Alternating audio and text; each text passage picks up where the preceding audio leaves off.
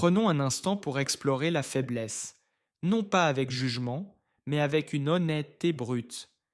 T'es-tu déjà demandé ce que cela signifie vraiment d'être faible? Est-ce simplement être vulnérable ou est-ce quelque chose de plus complexe, voire de plus dangereux? Repense à la scène finale de la mort de Staline.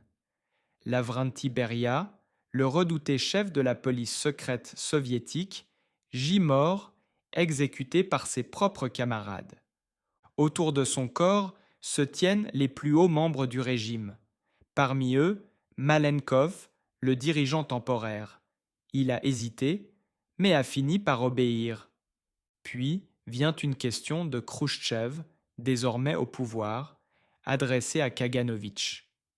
Peux-tu faire confiance à un homme faible? Et sans la moindre hésitation, Kaganovitch répond: As-tu déjà fait confiance à un homme faible? Pourquoi cette réplique frappe-t-elle aussi fort? On parle souvent de la faiblesse comme quelque chose de neutre, voire de compatissant. On dit il est juste sensible ou il a de bonnes intentions.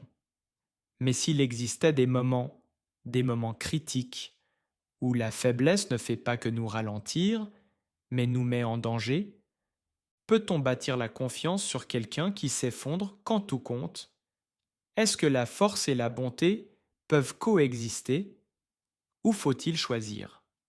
Ce simple échange dans le film m'a marqué, car au-delà de la politique et de la tension, il pose une question profondément humaine.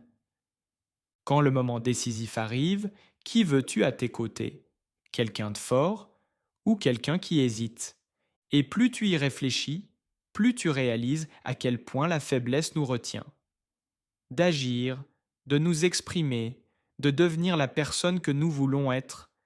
C'est pourquoi j'ai voulu aborder ce sujet de manière frontale, explorer ce que signifie vraiment être faible et pourquoi cette notion troublait tant le philosophe allemand Friedrich Nietzsche. Nietzsche ne voyait pas la faiblesse comme un simple trait de caractère. Pour lui, elle avait un versant plus sombre, une incapacité à affronter la réalité, aussi bien intérieure qu'extérieure. Et c'est là que ces idées commencent à faire écho à nos propres vies. Prépare-toi à voir la force et la faiblesse sous un nouvel angle, une perspective qui pourrait bien transformer ta manière d'interpréter tes décisions, ton état d'esprit et tes relations. Nous verrons pourquoi Nietzsche associait la faiblesse à l'insatisfaction. Pourquoi, selon lui, la vraie compassion ne pouvait venir que de la force. Et pourquoi l'honnêteté est le fil conducteur de tout cela. Garde en tête que ce n'est qu'un aperçu de la pensée plus large de Nietzsche sur la faiblesse. Les idées que je partage ici sont celles qui, à mes yeux, résonnent le plus aujourd'hui et qui nous poussent à réfléchir plus en profondeur. Au cœur de tout cela se trouve cette idée fondamentale de Nietzsche. La faiblesse, dans bien des cas, est une forme d'auto-illusion. Passons maintenant à une autre histoire, celle-ci, plus douce, empreinte de tristesse. Dans une nouvelle de Dostoïevski, le personnage principal tombe amoureux d'une jeune femme nommée Nastenka. Pendant plusieurs nuits, ils discutent de la vie, des rêves et de l'amour. Elle lui confie qu'elle attend quelqu'un qu'elle a aimé autrefois, quelqu'un qui, semble-t-il, l'a oublié. Peu à peu, Nastenka commence à s'ouvrir au narrateur. Elle envisage même la possibilité d'être avec lui. Mais alors que cet espoir commence à naître, l'homme qu'elle attendait réapparaît. Sans hésiter, elle court vers lui, laissant le narrateur le cœur brisé, seul. Ce qui frappe, c'est la manière dont le narrateur tente ensuite de se consoler.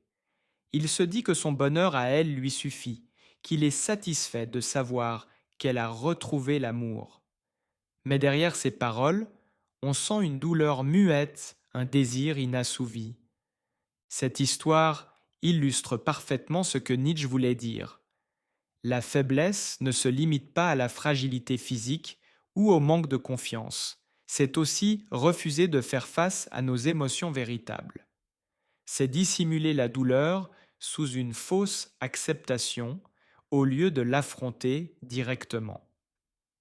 Les réflexions de Nietzsche sur la faiblesse et l'auto-illusion traversent toute son œuvre, notamment dans Ainsi parlait Zarathustra et par-delà le bien et le mal. À ses yeux, la véritable faiblesse ne réside pas dans l'incapacité physique, mais dans l'échec à agir selon sa volonté intérieure. C'est quand nos désirs inassouvis et les circonstances extérieures prennent le dessus sur notre vie. À partir de cette idée, une question nous est posée. Combien de fois affichons-nous un masque de courage en prétendant que tout va bien, alors qu'au fond de nous, nous brûlons d'envie d'exprimer ce que nous ressentons réellement? Et surtout, comment sortir de cette paralysie intérieure pour aller vers la force, l'authenticité et la sincérité? Nietzsche distingue plusieurs formes de faiblesse selon le contexte. L'une des plus fréquentes et des plus actuelles est celle qui frappe quelqu'un ayant un rêve ou un but, mais qui échoue à le réaliser. Prenons un personnage comme Napoléon. Malgré son immense volonté et son pouvoir, il n'a finalement pas réussi à bâtir l'empire grandiose qu'il imaginait. Nietzsche ne critique pas nécessairement l'échec en lui-même. Ce qui l'inquiète, c'est la manière dont on réagit à cet échec, en particulier lorsque quelqu'un s'en sert pour se mentir à lui-même.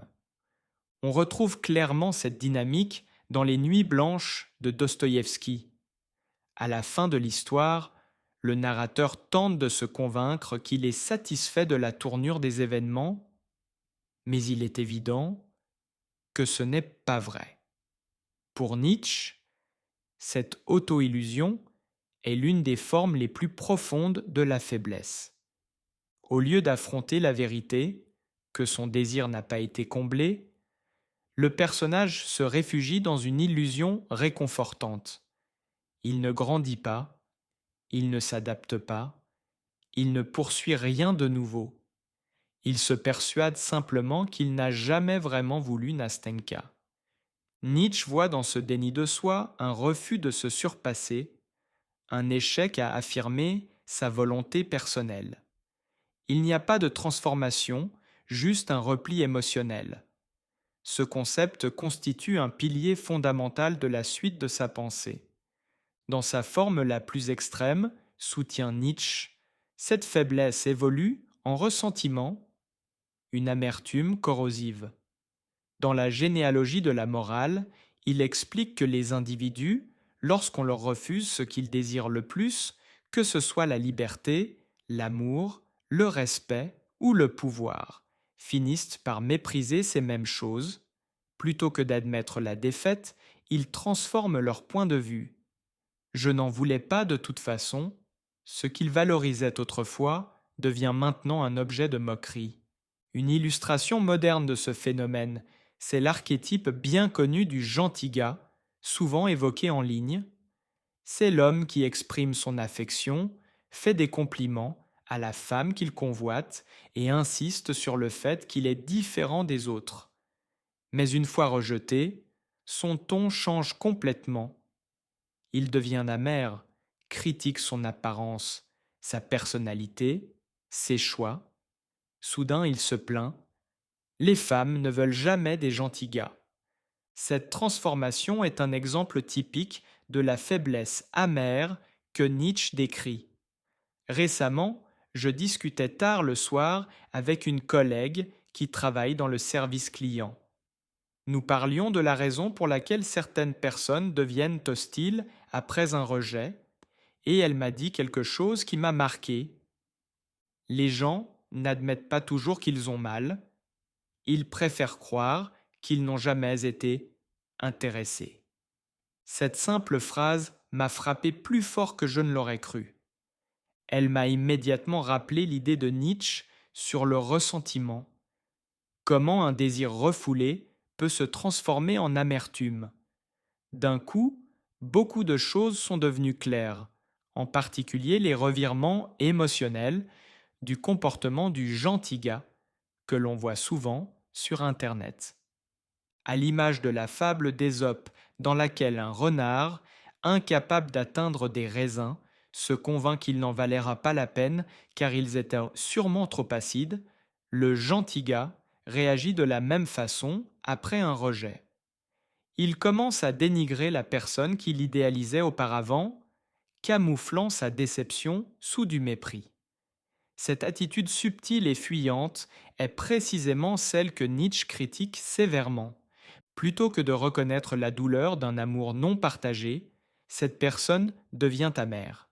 Elle commence à se moquer ou à mépriser les qualités, assurance, charisme, attrait physique qu'elle admirait au départ et en vient souvent à en vouloir à ceux qui les possèdent.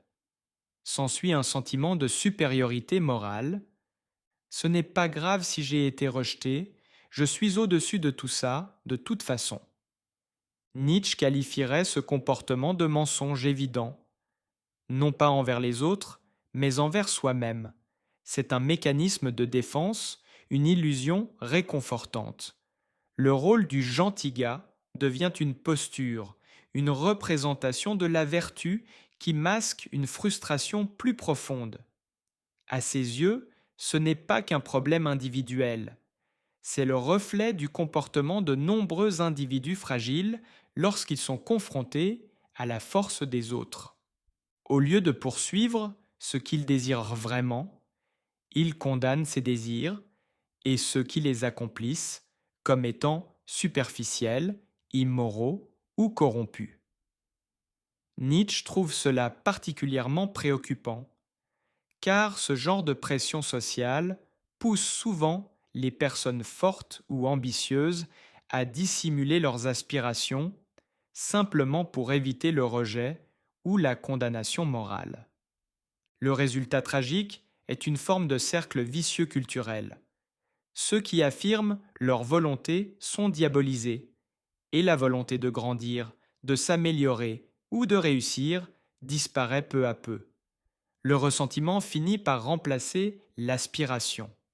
Les gens se mettent à détester le bonheur et le succès des autres, comme si la joie était un crime. C'est du moins ainsi que Nietzsche le voit, et que l'on soit d'accord ou non, c'est une idée provocante qui mérite réflexion. Cet état d'esprit, enraciné dans l'amertume et la répression, est en partie la raison pour laquelle Nietzsche se qualifie lui-même d'immoraliste. Il s'oppose à une morale qui étouffe le désir et punit l'affirmation de soi, la voyant comme une forme de faiblesse collective et non de vertu. Jusqu'ici, nous nous sommes concentrés sur l'aspect visible de la faiblesse, la manière dont elle se manifeste dans nos interactions avec les autres. Mais Nietzsche ne s'arrête pas là. Il explore quelque chose de plus intime encore, la faiblesse intérieure, celle qui façonne subtilement notre manière de vivre et de faire des choix.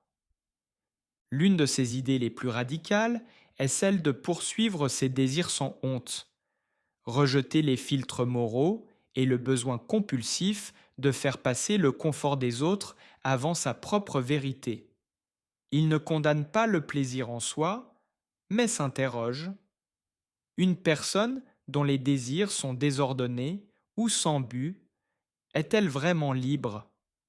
Cela dit, il est important de se rappeler que la notion de volonté chez Nietzsche est complexe et sujette à interprétation. À travers ses œuvres, notamment celles publiées après sa mort, il remanie et redéfinit sans cesse cette idée. Ce que je partage ici n'est qu'une lecture parmi d'autres, et il y a beaucoup plus à creuser.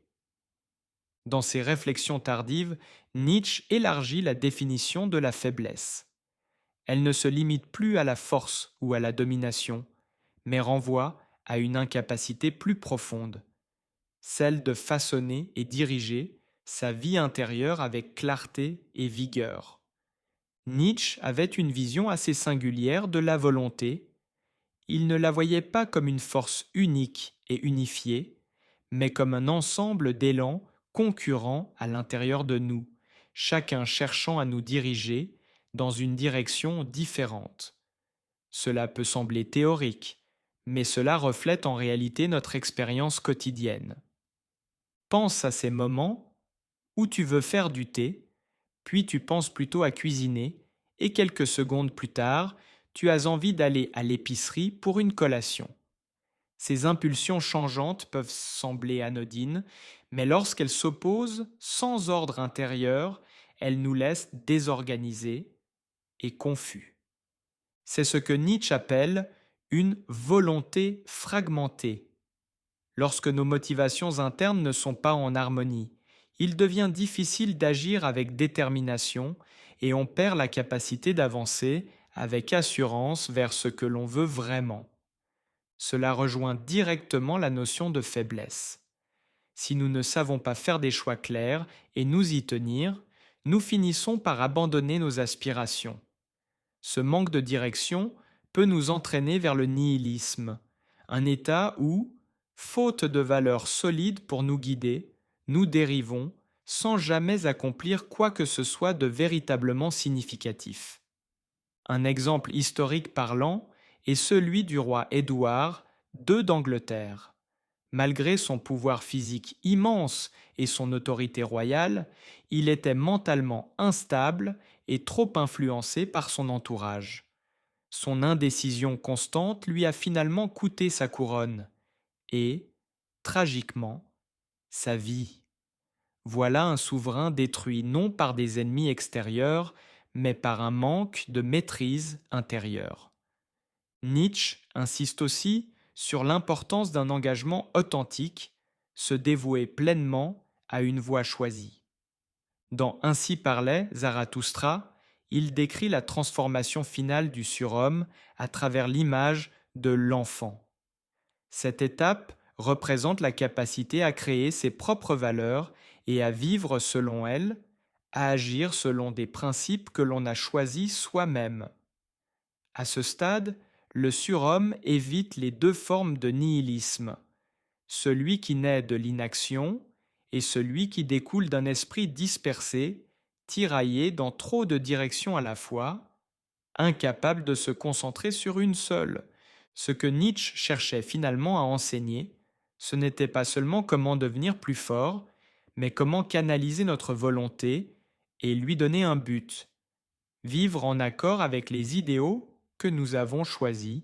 Cette notion de faiblesse intérieure est étroitement liée à son idée de dépassement de soi. Même si cela peut sembler abstrait, au fond, il s'agit d'aligner sa volonté et de la diriger avec constance. C'est la volonté qui apprend à se maîtriser elle-même. C'est ça, l'essence du dépassement. Les définitions que Nietzsche donne de la force et de la faiblesse diffèrent de celles qu'on entend habituellement. La force, ce n'est pas simplement obtenir ce que l'on veut, c'est surmonter les résistances intérieures et maintenir son cap malgré les distractions. C'est garder son objectif avec détermination sans se laisser détourner par chaque impulsion passagère. On peut le voir comme une forme de détermination inébranlable, une force intérieure stable qui te garde centré et orienté.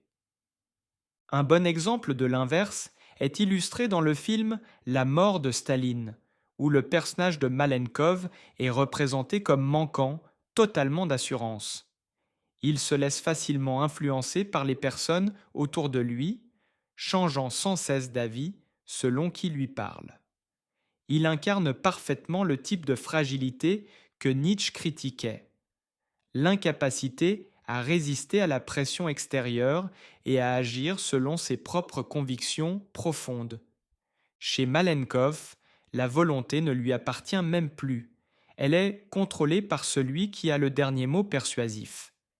Bien sûr, il s'agit ici du Malenkov de fiction, pas forcément d'un portrait fidèle du personnage historique. Néanmoins, Nietzsche aurait vu dans ce comportement un symptôme clair de faiblesse. Même les autres personnages du film le méprisent pour cela.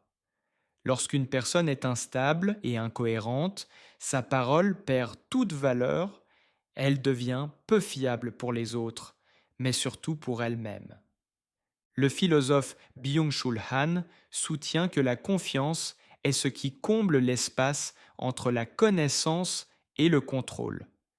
Puisque nous ne pouvons jamais prévoir totalement les actions d'autrui, la confiance devient la base de nos attentes. Être quelqu'un sur qui les autres peuvent compter est en soi une forme de force, car on commence à accorder du poids à ta parole. Nietzsche pensait que gagner ce type de confiance est un désir profond chez chacun de nous.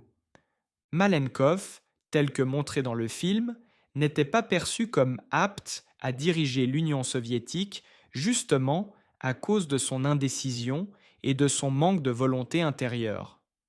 En ce sens, le ton satirique du film transmet un message profondément philosophique. Nietzsche critiquait la volonté dispersée car il la voyait comme un obstacle majeur pour dépasser le nihilisme. À ses yeux, ce qui nous rend véritablement humains, c'est notre capacité à poursuivre des objectifs porteurs de sens, à viser la grandeur. Et cette grandeur ne peut être atteinte que si nos désirs et nos impulsions sont coordonnés dans une seule direction. Pour Nietzsche, il ne suffit pas que la volonté soit forte. Elle doit aussi être unifiée et dirigée consciemment si nous voulons vivre avec un véritable sens. Et ce n'est pas qu'un concept théorique. Cela a des conséquences concrètes au quotidien. Si nous manquons de cohérence, les autres ne nous feront pas confiance, ce qui rendra plus difficile toute réussite. Mais au-delà de ça, Nietzsche voyait un danger plus profond. Sans une volonté organisée et puissante, la douleur et les épreuves de la vie peuvent nous conduire au désespoir et au nihilisme, à rejeter la vie elle-même. Cette idée est au cœur de la pensée de Nietzsche. La faiblesse est loin d'être inoffensive. Dans le monde d'aujourd'hui, cela résonne d'autant plus fort. Une volonté fragmentée ne nous rend pas seulement peu fiables aux yeux des autres, elle nous rend aussi peu fiables envers nous-mêmes. Et cette instabilité intérieure peut saboter tous les aspects de notre vie. Dans cette optique, nous pouvons maintenant explorer l'une des affirmations les plus audacieuses et controversées de Nietzsche, sa critique de la compassion. Selon lui, ce qui semble être une émotion purement noble peut, dans de nombreux cas, avoir des conséquences profondément néfastes. De manière générale, la société nous enseigne à être compatissants. Dès l'enfance, on nous encourage à prendre soin des plus vulnérables, et la compassion est souvent considérée comme la meilleure manière d'exprimer cette bienveillance. Pourtant, la perspective de Nietzsche diffère radicalement de cette conception commune. Il ne prônait pas la cruauté ni l'abus de pouvoir. Bien au contraire, il voyait de tels comportements comme une forme de faiblesse, comparable à un adulte qui se vanterait d'avoir battu un enfant à un jeu de tennis. Cependant, Nietzsche critiquait la compassion lorsqu'elle est utilisée comme moteur principal de l'aide, y voyant une certaine forme d'insincérité et la possibilité d'effets pervers. Comme beaucoup de ses idées, cette position suscite le débat. Il peut y avoir du vrai dans sa critique, mais tu n'es pas obligé de l'accepter aveuglément simplement parce qu'elle vient de Nietzsche. Ce n'est pas une règle absolue. Pour Nietzsche, le désir de puissance est central dans la psychologie humaine. Il croyait que l'envie d'exercer une influence sur soi-même ou sur le monde extérieur est ce qui motive la plupart de nos comportements, objectifs professionnels, quête de richesse, sacrifice personnel et même le martyre, la compassion, surtout lorsqu'elle est réclamée, était selon lui étroitement liée à ces dynamiques de pouvoir. Nietzsche voyait la compassion venant des impuissants comme une sorte de stratégie cachée. Au lieu d'agir directement, ceux qui ont peu de pouvoir utilisent la compassion pour solliciter l'aide d'autrui, souvent sans rien offrir en retour. Cela diffère grandement d'un échange équitable entre égaux ou d'un véritable lien d'amitié. À ses yeux, ceux qui demandent de la pitié sans réciprocité se présentent comme impuissants et dépendants, presque enfantins, comme s'ils disaient ⁇ Je ne peux pas m'occuper de moi-même, donc quelqu'un d'autre doit le faire ⁇ Nietzsche considérait cela comme une forme de tromperie, car il croyait que la nature valorise avant tout l'honnêteté dans les relations humaines. Un exemple clair est celui, courant, où une personne provoque quelqu'un de plus fort, puis, face à la réponse, réagit en disant quelque chose comme ⁇ Ne me frappe pas, je ne suis qu'une pauvre âme misérable, et en plus, c'est mon anniversaire. Ce genre de manipulation fait appel à la pitié en faisant semblant d'être vulnérable comme moyen de défense.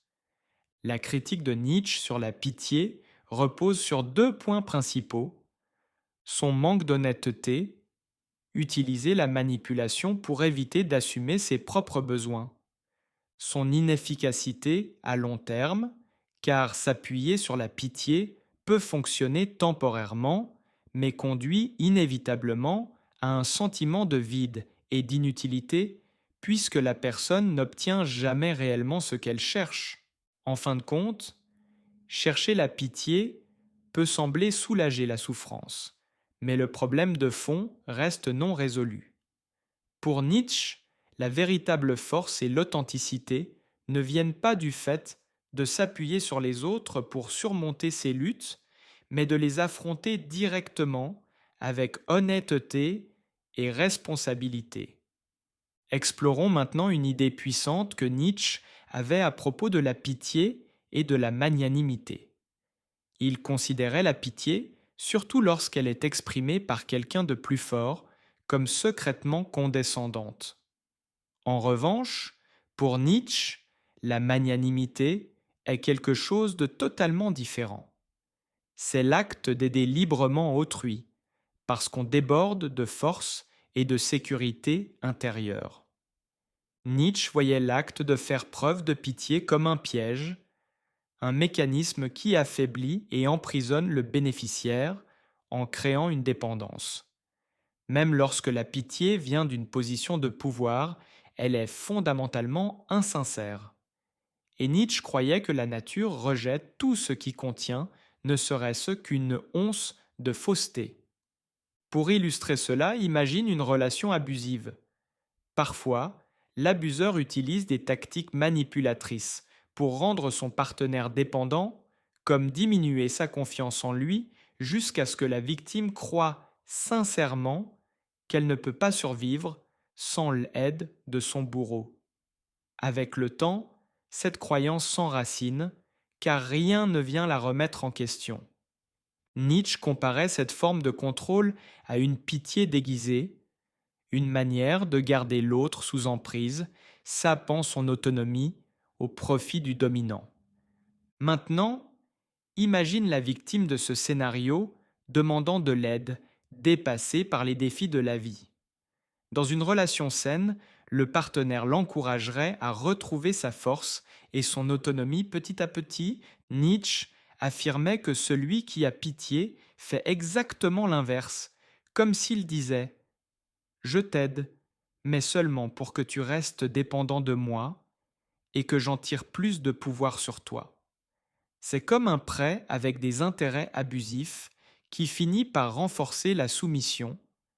Dans Par-delà le bien et le mal, Nietzsche décrit les nouveaux philosophes, ceux qu'il considérait comme les véritables créateurs de valeurs de l'avenir, comme devant rejeter cette mentalité fondée sur la pitié. Au lieu de cela, il devrait inspirer chacun à embrasser sa propre puissance, à cultiver la force plutôt qu'à l'éroder. C'est un message central que Zarathustra transmet à ses disciples. La nature, pensait Nietzsche, reconnaît cette approche comme de la magnanimité, non de la pitié. Ces nouveaux penseurs ne manipuleraient pas les faibles, ils les soutiendraient sincèrement dans la construction de leur propre fondation solide. Bien que subtile, la différence entre un partenaire abusif et un véritable soutien reflète exactement la distinction que Nietzsche établissait entre pitié et aide véritable. Il voyait cette dynamique toxique comme le résultat de la faiblesse, autant chez ceux qui cherchent la pitié pour manipuler que chez ceux qui offrent la pitié pour dominer.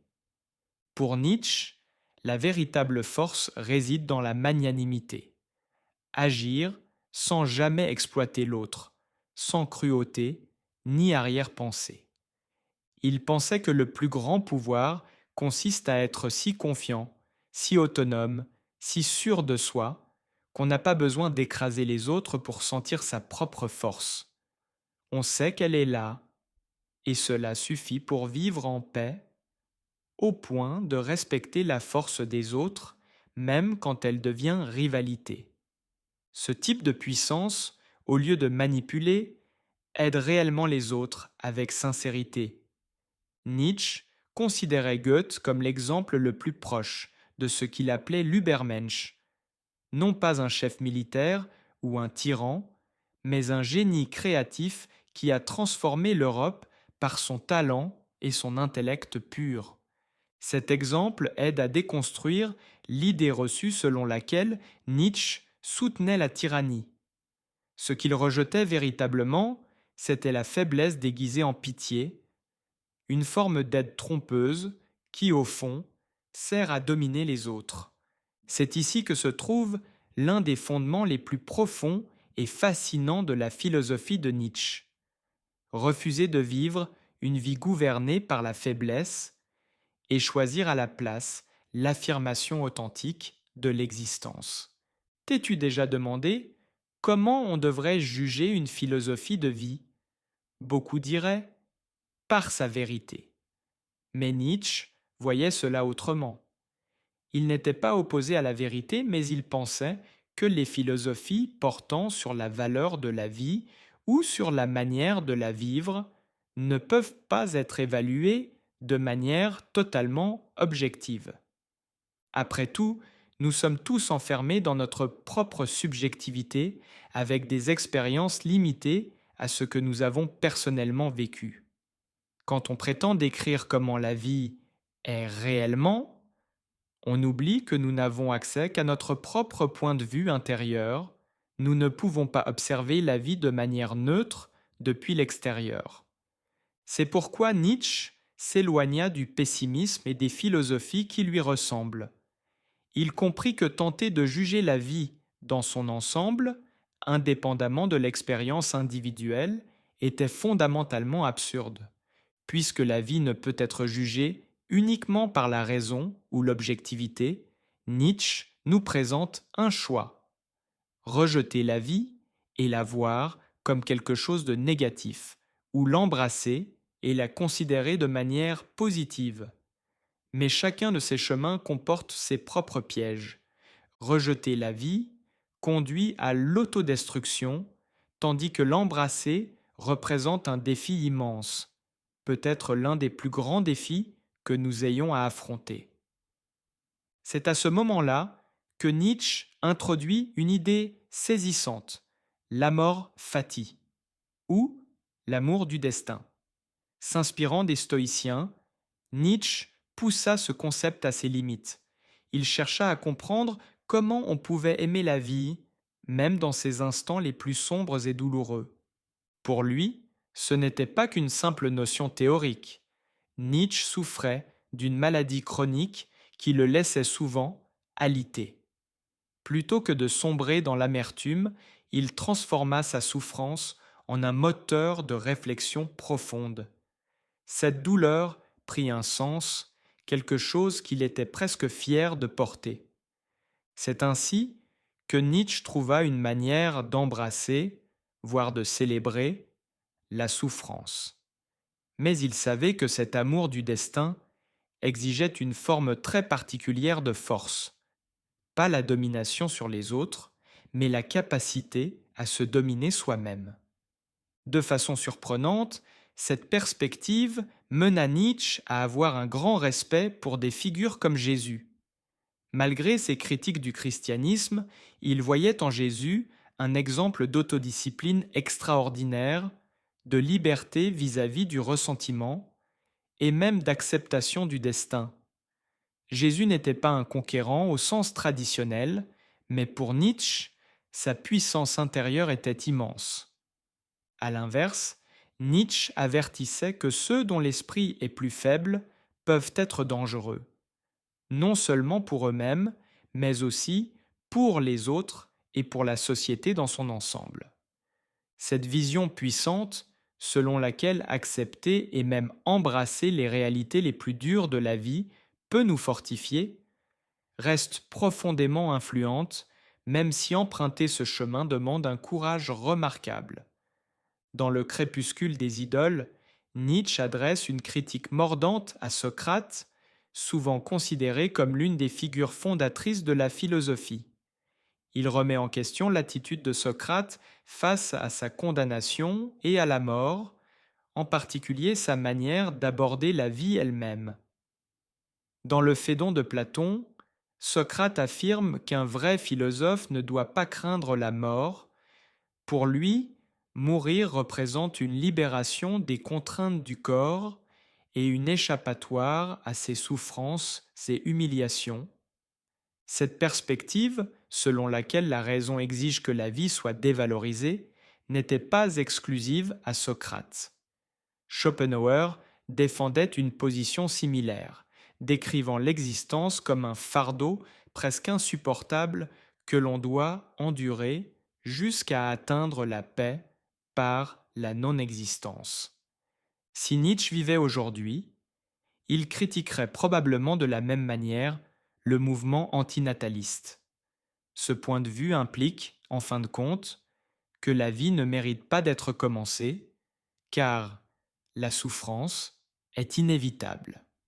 Pour Nietzsche, de telles idées sont des symptômes de faiblesse, une forme d'abandon déguisée en philosophie. Elles s'opposent frontalement à la mort fati, l'acceptation passionnée du destin que Nietzsche prônait.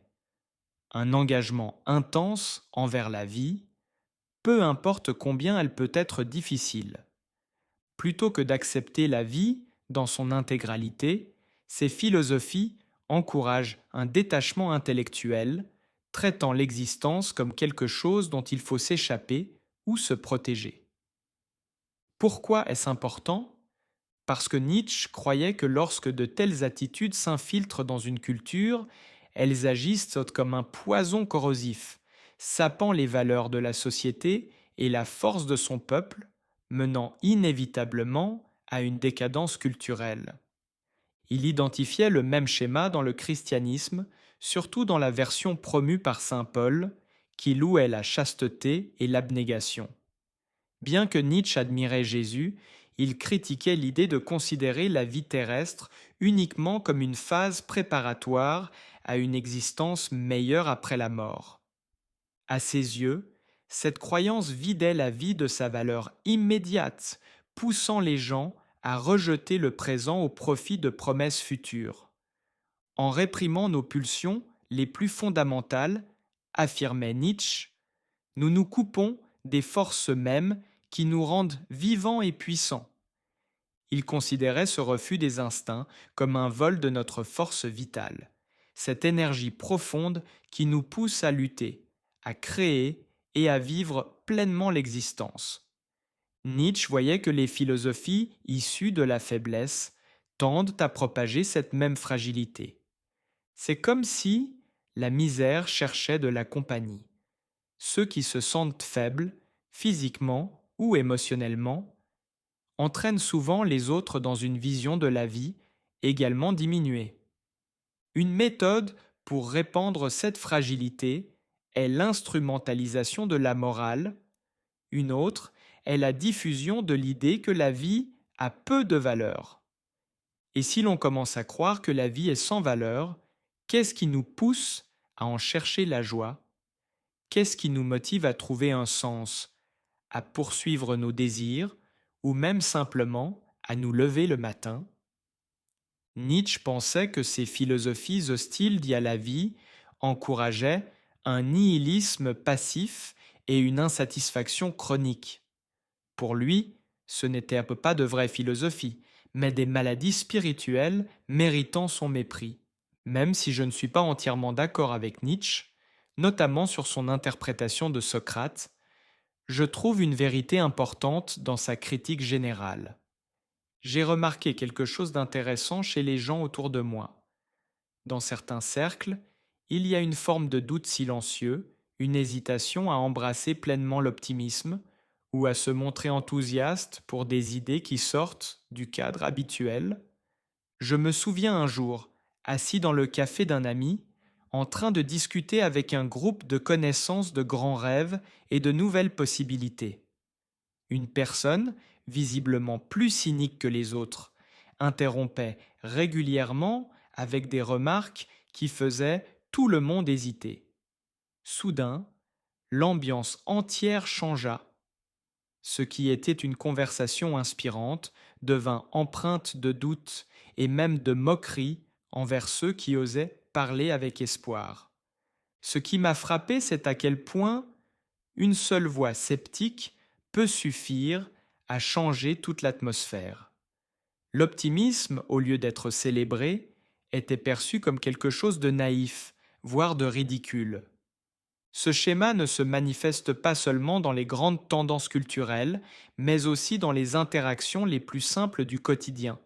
Et cela m'a fait réfléchir profondément sur la fragilité de l'enthousiasme lorsqu'il est entouré de doutes. Nietzsche reconnaissait ce problème avec inquiétude. Il pensait que les philosophies pessimistes prospèrent, parce que certains manquent de la force nécessaire pour affronter les réalités les plus dures de la vie.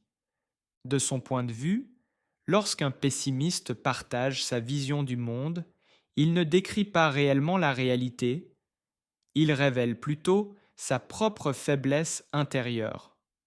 La critique de Nietzsche envers la faiblesse peut se résumer ainsi. Il ne serait pas si troublé si ces individus se contentaient de garder leurs idées pour eux. Mais pour lui, ce n'est pas ce qu'ils font. Au contraire, il les voyait propager ces idées par ressentiment et jalousie, essayant de convaincre les autres que la vie ne mérite pas d'être valorisée. À ses yeux, ils étaient comme des crabes dans un seau, tirant vers le bas ceux qui essaient de grimper, empêchant tout élan vers quelque chose de meilleur. C'est pourquoi il détestait la faiblesse, non pas parce qu'elle est pitoyable ou agaçante, mais parce qu'il la considérait comme véritablement dangereuse. Et vous, dans quelle mesure êtes-vous d'accord avec Nietzsche? Partagez vos pensées dans les commentaires. Merci d'avoir été là et à très bientôt